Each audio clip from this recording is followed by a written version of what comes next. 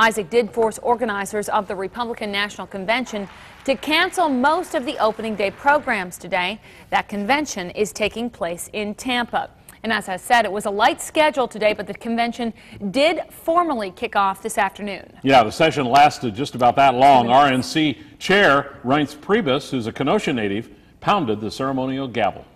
It is my privilege to proclaim the 2012 Republican National Convention in session and called to order. And then just 2 minutes later, Priebus announced the recess. That means that 4 days of activities will now be squeezed into 3, and officials say that things could still change more based on Tropical Storm Isaac. Obviously, our first concern is for the people who are in the path of the storm.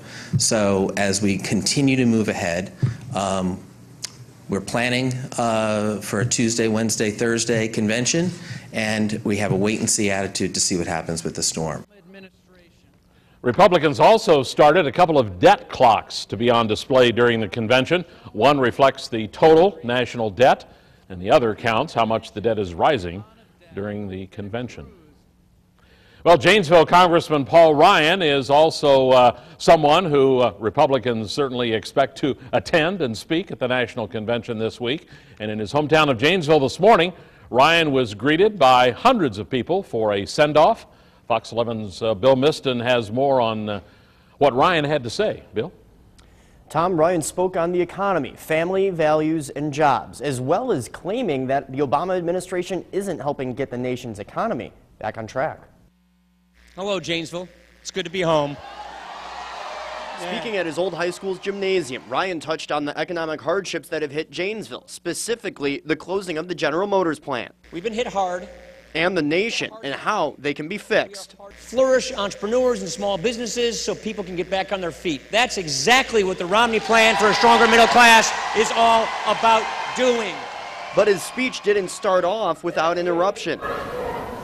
Thank you. 2 protesters were eventually escorted out amid chants of USA. Obviously favored by the hometown crowd, Ryan shifted focus to the Romney-Ryan ticket. When Mitt Romney was governor of Massachusetts, unemployment went down, household incomes went up $5,000, and he reached across the aisle. He didn't demonize Democrats, he worked with Democrats, and he balanced the budget without raising taxes. That's the kind of leadership we need.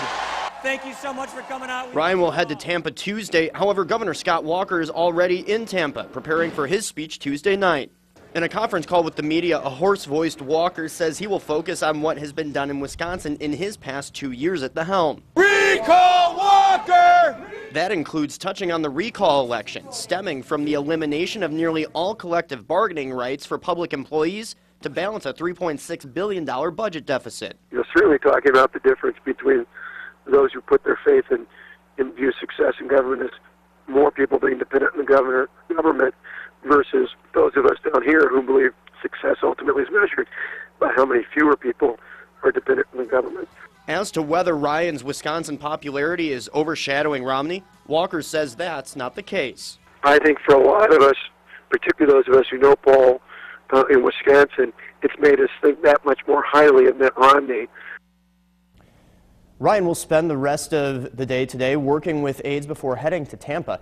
He will speak Wednesday night. All right, Bill, thanks. Democrats are going to be holding their convention next week, but they still have a view on the RNC. Democrats say the GOP is bringing in Hollywood producers and advertisers to reinvent Mitt Romney and his campaign. An Obama campaign spokesperson says under Romney's leadership, the middle class was on the losing end, with jobs being outsourced and companies going bankrupt. The convention for them might be a reinvention opportunity, but the American people remember the truth about Mitt Romney's record. And Democrats also say they are focused on battleground states, including Wisconsin.